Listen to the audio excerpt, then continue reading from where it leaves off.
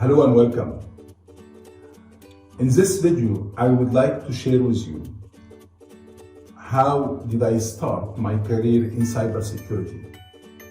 And the reason I wanted to share with you this story is that it may clarify a lot of misconception about the cybersecurity prerequisite for any candidates who are moving from or who are planning to shift his career to cybersecurity,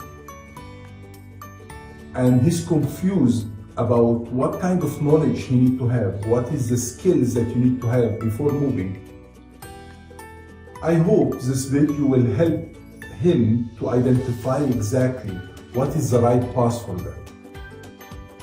Keeping in mind that right now the available resources for learning are much more than during my time. I joined cybersecurity around 17 years ago, but things were quite different by then. And didn't have much of online courses like right now. We didn't have much of resources like now. So I graduated from college in the early 90s. And during this time, security was not a big issue actually. And a lot of organizations didn't consider, actually most of them, security was not that important. We didn't have that much of compliance, regulation. So it was more about the IT infrastructure, but they didn't have security in mind. Most of the machines didn't have antivirus. And also during this time, we didn't have a major in college related to cybersecurity. We had computer science, computer engineer, but we didn't have computer or cybersecurity as a major in most of the college. So when I first graduated, I worked in a software house as a database programmer.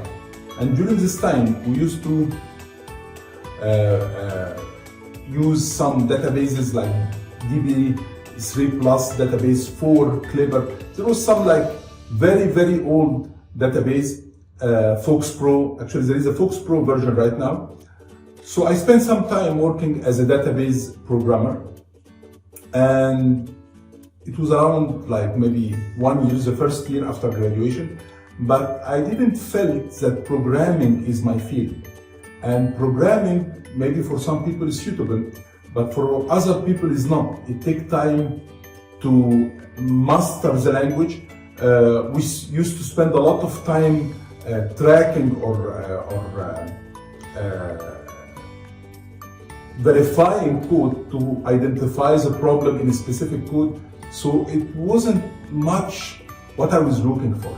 Then I shifted to a different section in the same company related to the network. And I felt that this is an easier field, easier to learn, easier to maintain, and to manage. So we start to implement different type of network. During this time, we were working on Windows. There was a lot, before actually there was DOS first, then we start to work on Windows 3.1 and 3.11, and then there was a server edition which was NT 3.5. Right now they reach Windows Server 2019. And even the network part, the physical implementation, which is cabling and network adapter, was quite easy, but the configuration was not that easy like now. So when you create an account or create a domain and do a primary domain and a secondary domain, it wasn't that easy, but it wasn't hard. And from my point of view, it was much more easier than the programming language.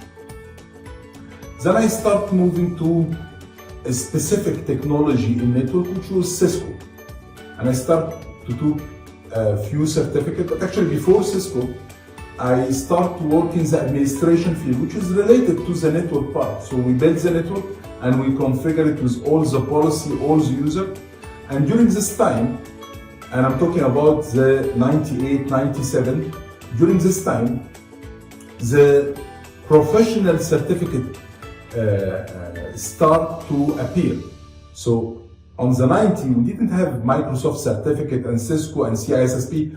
We didn't have that before. So by the end of the 90, we start hearing about professional certificate. And I was one of the first actually that took few Microsoft certificate. It was MCPs and MCSE and MCSE. I'm going to show you one of the certificate right now. And when I received my first certificate, the MCP, and I saw that Bill Gates was actually, I was very, I cannot say happy, but I was very exciting to have a certificate that I'm certified as a Microsoft professional or Microsoft engineer.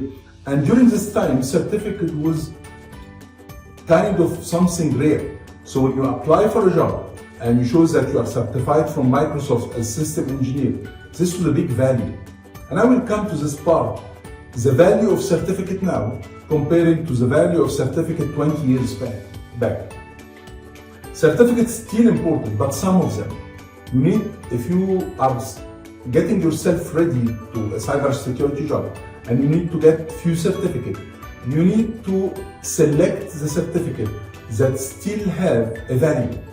We still have some certificates that has a value that if you add it to your CV, it will reflect a real knowledge. But right now, because there is a lot of work around and people can get certificate with even not sitting for the exam, they can buy it from some testing center in a different country. So things are different now when it comes to certificate. But during my time, 1999 or 2000, when someone who is holding an MCSE or CCNA or CCNP, this was actually a real deal. I mean, a big deal. I mean, he's certified as a Microsoft engineer, so he can work on this technology.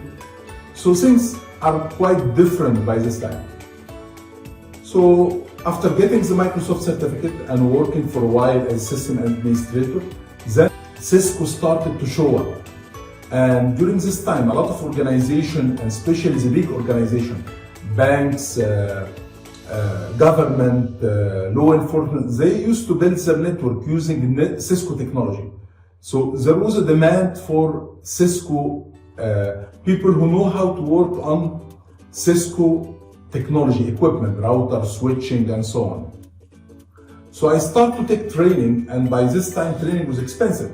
Right now you can go to any website and start take a training maybe for $10, $15. But by my time to go and take a Cisco training, it wasn't cheap. And you need to be fully available for the training. Right now, most of the training are online. So the elements that you have right now should make your life much more easier. But we're going to talk about what problem do we have right now. I mean, it's not like everything is available, but we also have some challenge. Anyway, getting back to my story. So I started to take Cisco training and I got CCNA certified, then I got CCNP, and I started working in the same organization in their Cisco implementation. During this time, the organization where I was working, they were building a huge network infrastructure using Cisco equipment. So I wanted to be involved from the beginning, while the implementation and the configuring of each, because it was a government entity and this project was done by a vendor, but he will implement the project and then he will leave. And me and my team will be responsible for the infrastructure. So I wanted to be involved in all the details and document everything. And this is one point I would like to also share with you, that if you get involved in a project in cybersecurity or any other IT field, you need to document all the details. And documentation in cybersecurity, it's a very big issue. In cybersecurity, everything needs to be documented. Policy, procedure, standard operation procedures, incident. And we're gonna cover all those during our training in this channel, showing you every document, how we are doing it, and sharing with you a lot of sample and template. So I worked for Cisco for a while, around maybe 5 years. And then security start to raise. We start to hear about security incident in US, some entity get hacked, things related to social engineering, some topics related to security. So security started to raise. I think by 2003, 2004, it became a topic that people are talking about. And the first thing will come to your mind when you are talking about security is hacking. So everyone during this time, if you hear about security, you will get in your mind hacking. How can I learn hacking? It was actually a very confusing topic. And during this time, when I heard that there is a course called Certified Ethical Hacker, this was actually unbelievable. Is there a course that will teach you hacking? And I remember that I decided to take the CH course and exam, because also very few people during this time was holding the CH certificate. And people who ever used to get certificate, they used to post it on the internet, and it was also like a big deal. And I attended the training with a very famous instructor during this time. His name was Wayne. This is his picture. And I was amazed about, having a network setting. Of course, during this time also I get to learn about virtualization. So the concept of building a network in a virtual environment was amazing. So I can have 4 or 5 machines and try to hack from one machine to another machine and so on. But I noticed that the course is all during this time, because I took the version, I believe maybe it was version 2 or 5. It was a very early version. I took the exam in 2005. And during this time it was new. So the concept of having some hacking tools that will give you access to hack another machine or hack another system or a network or manipulate traffic, it was amazing. But the point of the CEH during this time, it was all about tools. The course used to teach you tools. So you take a tool like Kane-Enable and you learn how to use it. Or a tool like, I don't recall the name of the tools because most of them are expired right now. But if you check the course outline in 2005 or 2004, the list of content with all tools. So, but actually I enjoyed the course very much, and I studied very well, and I sat for the exam and I took the certificate. So it was a good experience. But things were quite easy. So, and still the ethical hacking still have the same issue, that he's giving you proof of concept, but this is not a real penetration testing. So I took certificate and I was looking for a job as an ethical hacking or as a penetration tester. And during this time, I used to apply for a job. And whenever I go for an interview, I was expecting that people will ask me about a hacking tool or how can you hack to a system, but this was not the case. Because people are not looking for ethical hacker or for penetration testing to hack system, but to try to penetrate and find solutions. So people were asking about how did you solve this issue? And if you find a problem with this network, how can you solve it? So they were more into the solution part than into the hacking part. And from my experience, I didn't have much about the solution part. I didn't have experience in patch management. I didn't have experience on the proper network topology implementation. I didn't have experience. So I was only interested in hacking. And I believe a lot of you are facing same issues. They are into the penetration testing. They like hacking and they want to work in this field. To be able to work in this field, you just need to study the right training and check the realistic part or the realistic penetration testing, how we are doing penetration testing for a real business, and what kind of report we are writing, how to write a proper penetration testing report, how to provide a right penetration testing, because this is a very critical task. And if anything went wrong while you're doing a PT, this could be a big problem for you. And my plan is to share with you a lot of documents that may help you understand how can you become a professional penetration tester. It's a very specialized field. You cannot be a penetration testing for all fields. There is a penetration testing for network, for web application, for social engineering. So you need to study the concept and then you need to select a field. This is a successful field for a penetration tester.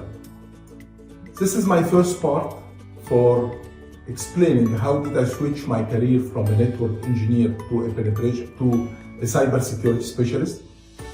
In the next video, I will explain how did I work as a penetration tester, what kind of problem, and then how did I move to the cybersecurity specialist and what are the prerequisites for that. Thank you so much for watching.